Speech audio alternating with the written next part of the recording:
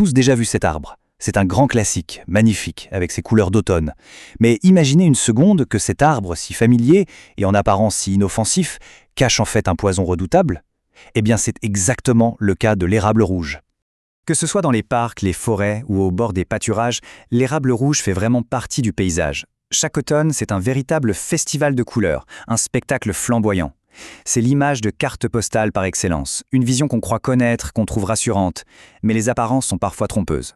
Parce que oui, derrière cette beauté, il y a une menace bien réelle et insidieuse. Alors on va voir ensemble pourquoi ce symbole de l'automne est en fait un véritable danger, en particulier pour les chevaux. Alors la première étape, c'est de savoir le reconnaître. Pour se protéger d'un danger, il faut d'abord pouvoir l'identifier sans se tromper. C'est la base. Son nom scientifique, c'est Acer rubrum. Bon, seule place dans la grande famille des érables, jusque-là pas de surprise. Mais attention, tous les érables ne se valent pas, et celui-ci, il a une particularité qui le rend redoutable. On le trouve en abondance dans tout l'est de l'Amérique du Nord, du Canada jusqu'en Floride. Et pour le reconnaître, le premier indice, c'est ses feuilles. Elles ont toujours entre 3 et 5 pointes, ce qu'on appelle des lobes. C'est un peu sa signature visuelle. Ok, pour être sûr de son coup, voici la checklist. C'est un grand arbre, souvent avec une cime très large, un peu en forme de parasol, et son écorce est assez lisse et gris clair. Mais le vrai truc, l'indice qui ne trompe pas, c'est les feuilles. Non seulement elles poussent face à face, par paires, mais surtout, regardez leur couleur. Elles sont d'un vert vif sur le dessus, et dessous, c'est presque blanchâtre. Ce contraste, c'est vraiment ça qui le trahit. Bon, maintenant qu'on sait le repérer, passons au cœur du problème. Pourquoi est-il si dangereux ? Quel est le mécanisme qui se cache derrière sa toxicité ?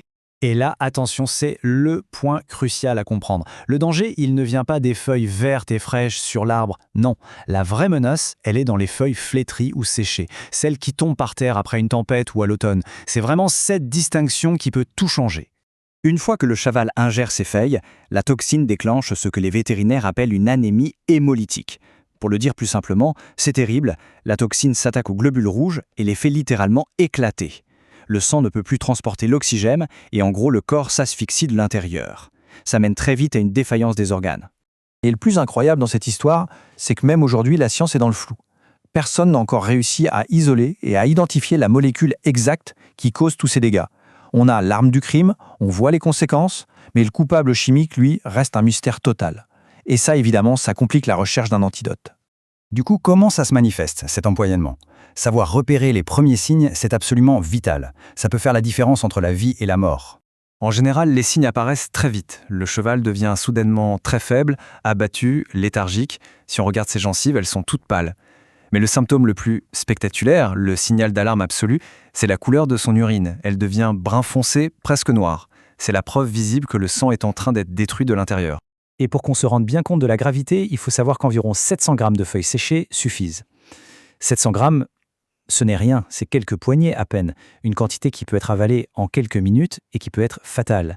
Face à un danger pareil, la meilleure stratégie, c'est d'être proactif. La prévention est la clé.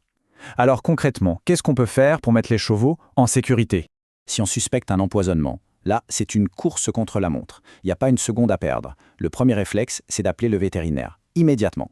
Juste après, il faut sortir le cheval de la zone où se trouvent les feuilles. Chaque minute compte pour que les traitements lourds, comme les transfusions, aient une chance de fonctionner. Mais la meilleure approche, c'est bien sûr d'éviter complètement l'urgence.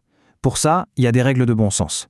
Déjà, on fait le tour des pâturages pour vérifier qu'il n'y a pas d'érable rouge à proximité. Ensuite, on nettoie très régulièrement les branches et les feuilles tombées, surtout après un gros coup de vent. Et enfin, on s'assure que le cheval est bien nourri. Un animal qui a faim ou qui s'ennuie sera toujours plus tenté d'aller grignoter des choses qu'il ne devrait pas. Au final, cette histoire nous rappelle quelque chose d'important.